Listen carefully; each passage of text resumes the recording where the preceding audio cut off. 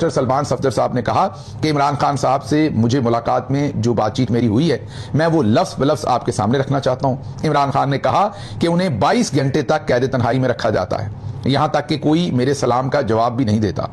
बुशरा बीबी को 24 घंटे कैद तन्हाई में रखा जाता है। ये बैरिस्टर सलमान सफदर बता रहे हैं अदालत को, जो हाल ही में उनकी मुलाकात हुई।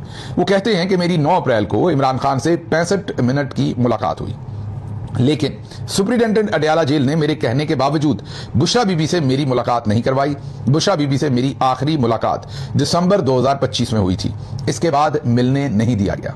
ये उन्होंने बताया कि बुशरा बीबी का जो असल अहवाल है वो मैं आपके सामने नहीं रख सकता कि वो कितना उनके साथ बदतरीन सलूक है। सिर्फ मेरी इमरान खान साहब से मुलाकात हुई जेल में, जिसके बारे में मैं आपको बता रहा हूं। फिर उन्होंने कहा इमरान खान और बुशरा बीबी दोनों की आंखें जेल में खराब हो गई हैं। अब तो ये हर एक सवाल कर रहा है कि जेल में ऐसा क्या वायरस है कि दोनों मियां बीवी की आंखें खराब हो गई।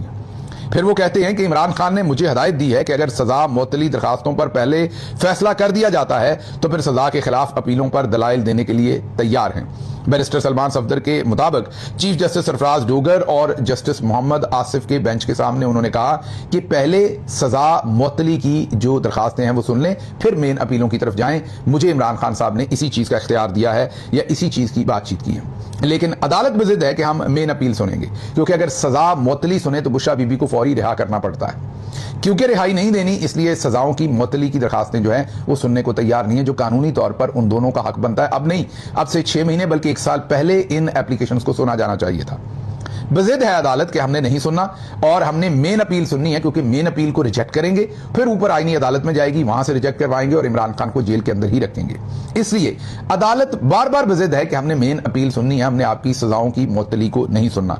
वैसे तो जिस तरह फॉर्म 47 के ये नताइज निकालते हैं, इन्होंने जो सजाओं की मुअत्तली की अपील है वो भी तो फैसला इन्हीं जजेस ने करना है, लेकिन जाहिर है शर्मिंदा ज्यादा होंगे, उसमें कानून ज्यादा तोड़ना पड़ेगा। शर्म तो वैसे है नहीं, लेकिन चलें फिर भी उनको लगता है कि खुलेआम कानून जो है उसका इस्तेसाल करना पड़ेगा, तो इसलिए बेहतर है मेन अपीलें सुन के रिजेक्ट करते हैं, उस पर हमें क्रिटिसिज्म शायद कम आएगा। तो ये अब सूरत हाल बनी हुई है। फिर चीफ जस्टिस सरफराज डोगर साहब ने वहां कहा कि पिछली दफा वजीर आला केपी ने ये एतराज किया कि मैंने उनके सलाम का जवाब नहीं दिया, तो मैं अब दे देता हूं। कई हफ्तों के बाद उन्हें याद आया, खैर उन्होंने कहा मैं अब दे देता हूं सोहेल अफरीदी साहब को वालेकुम अस्सलाम। तो वहां पर ठट्ठा उड़ा पूरी अदालत के अंदर, कहके लगे इस बात के ऊपर कि वाह वाह वाह जस्टिस साहब ने क्या काम किया। ना जस्टिस साहब को शर्म आई, ना सामने बैठे कहके लगाने वालों को शर्म आई कि ये किस चीज के ऊपर कहके लग रहे हैं कि एक इलेक्टेड चीफ मिनिस्टर अदालत में एक जज को सलाम कहता है और उसका जवाब नहीं देता, और कहीं या तो फिर ना दें, अभी भी ना दें। अगर आपको कानूनी तौर पर लगता है कि आपका जवाब देना नहीं बनता तो फिर अभी भी ना दें। कई हफ्तों के बाद वो उसका जवाब देते हैं और अदालत के अंदर कहके लगते हैं। तो ये आज सब कुछ अदालत के अंदर हुआ।